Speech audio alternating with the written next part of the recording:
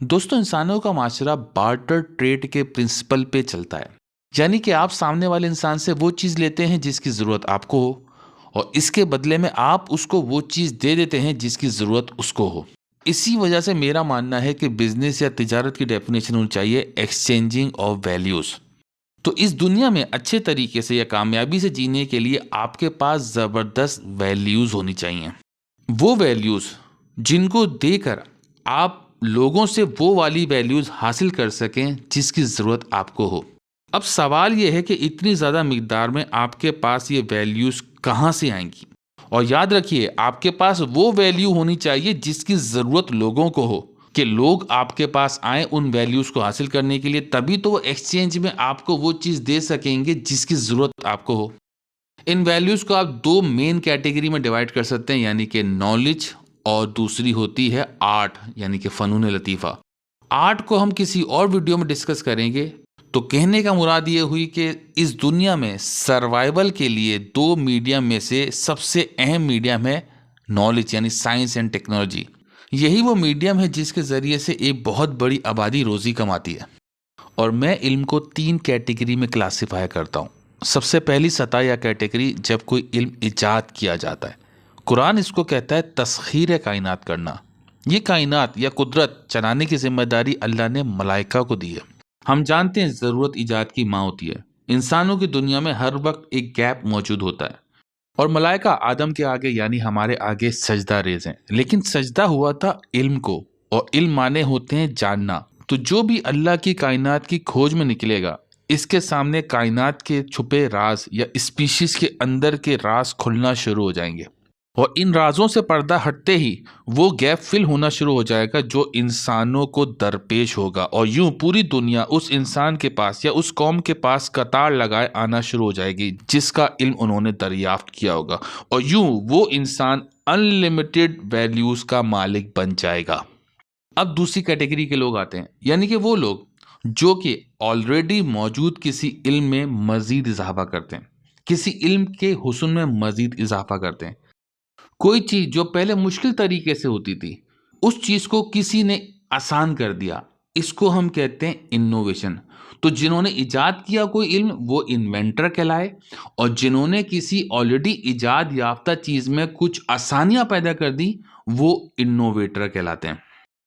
और यही दो अहम क्लासिफिकेशन या कैटेगरी हैं जो हम एवोल्यूशन थ्योरी में पढ़ते हैं। पहली एमर्जेंट एवोल्यूशन या नेचुरल सिलेक्शन, यानी कि अचानक से कोई नई दरियाफ्त या कोई नए रास्ते पर चल पड़ना। इंसानी माशरे में ये काम इन्वेंटर करते हैं। और दूसरी चीज हम इवोल्यूशन थ्योरी में पढ़ते हैं, वो है प्रोग्रेसिव इवोल्यूशन, यानी कि जो नया रास्ता मिला था या नया इल्म जो इख्तियार किया गया था, इसको ग्रेजुअली इंप्रूव या इन्हांस करते हुए उस चीज को हाईएस्ट सतह पर पहुंचाना। इंसानी माशरे में ये काम इनोवेटर करते हैं, क्योंकि इस तरह के लोग या कौमें खालिस्तन अल्लाह के हुक्म के ऐन मुताबिक रिस्क हासिल कर रही होती हैं मलाइका के सजदे का इस्तेमाल करते हुए। इसलिए इन लोगों पर या इन कौमों पर अल्लाह रिस्क की बारिश करता है। और अल्लाह खुद सबसे बड़ा इन्वेंटर, यानी कि आप इसको अरबी में कहेंगे रहमान, और सबसे बड़ा इनोवेटर, यानी कि अरबी में कहेंगे रहीम। तो हमने एज ऑफ इवोल्यूशन में पढ़ा कि वही स्पीशीज आगे बढ़ सकें जिन्होंने अपने आप को वक्त की ज़रूरियात के हिसाब से ढालने की कोशिश की, और जिन्होंने हालात के हिसाब से अपने जिस्म के अंदर इन्वेंशन या इनोवेशन की।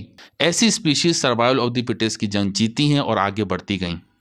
अब आती है तीसरी कैटेगरी, वो स्पीशीज जो सर्वाइवल ऑफ द फिटेस्ट की जंग नहीं जीत सकी, तबाह हो गई। इंसानी माशरे में आप देखेंगे तो वो लोग या वो कौमें जो इन्वेंशन या इनोवेशन नहीं करती, कोलू के बेल की तरह चल रही होती हैं, कॉपीगेट होती हैं, फॉलोअर होती हैं। ये एक मकाम के बाद आके रुक जाती हैं, और फिर कुछ ज़मानों के बाद इनकी दास्तान भी नहीं होती दास्तानों में, क्योंकि ये कौमें या इंसान अपने अंदर समदियत की सिर्फ पैदा नहीं करते। क्योंकि ये फॉलोअर होते हैं, इसलिए ये डिपेंडेंट होते हैं। इनको गिन गिन के रिस्क मिलता है, क्योंकि ये इंसानों के जरिए से ले रहे होते हैं, क्योंकि ये सिर्फ इंसानों की पुरानी प्रैक्टिसेस को फॉलो किए जा रहे होते हैं, उसमें कुछ नया करने की कोशिश नहीं करते।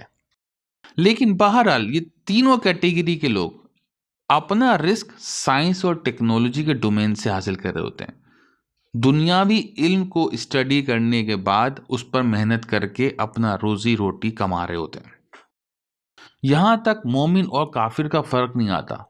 کافر اور مومن کا فرق آتا ہے کمائی سے حاصل ہونے والے مال یا ریسورسز یا نعمتوں کا خرچ کیسے کرنا ہے، ان کا استعمال کیسے کرنا ہے.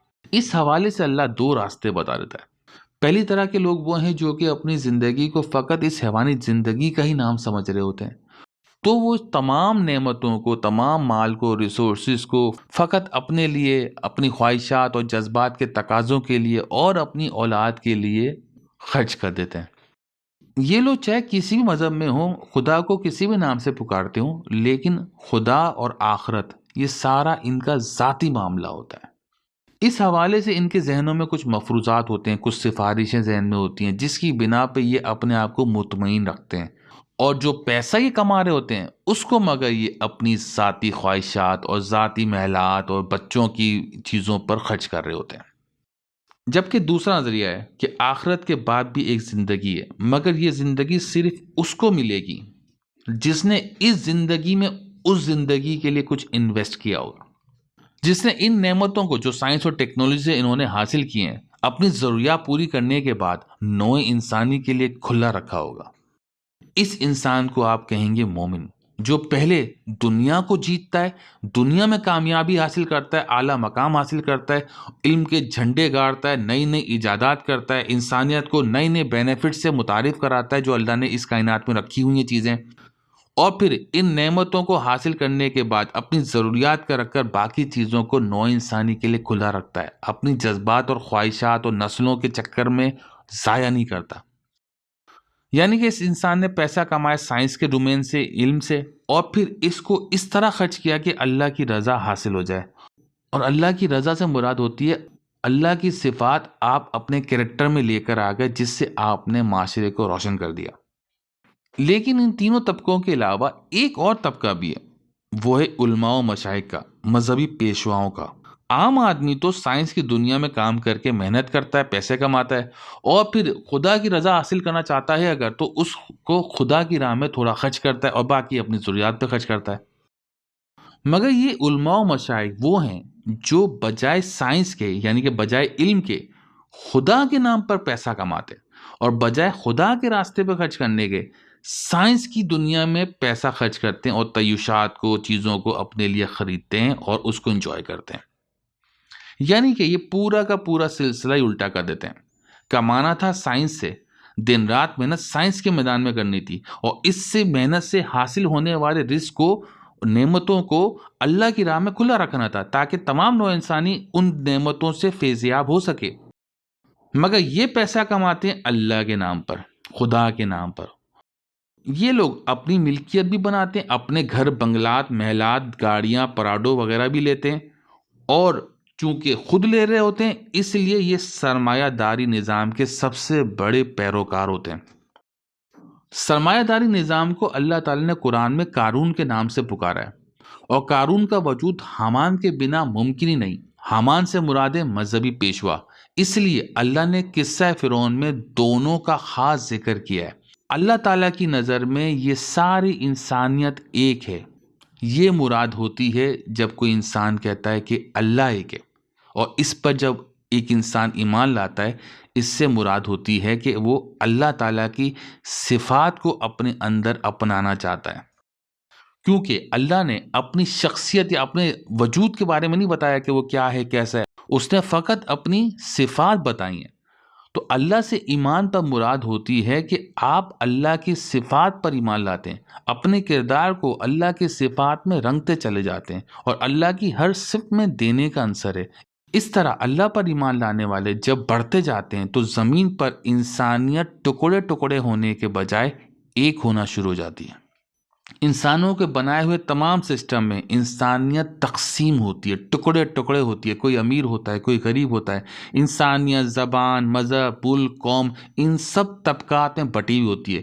لیکن خدا کو ماننے والے انسانوں کو تمام طبقات سے نکال کر عالمگیر انسانیت کی طرف بڑھاتے چلے جاتے ہیں، اور یوں انسانیت کو ایک کر کے اللہ کی وحدانیت اس زمین پر قائم کرنا شروع کر دیتے ہیں. شکریہ.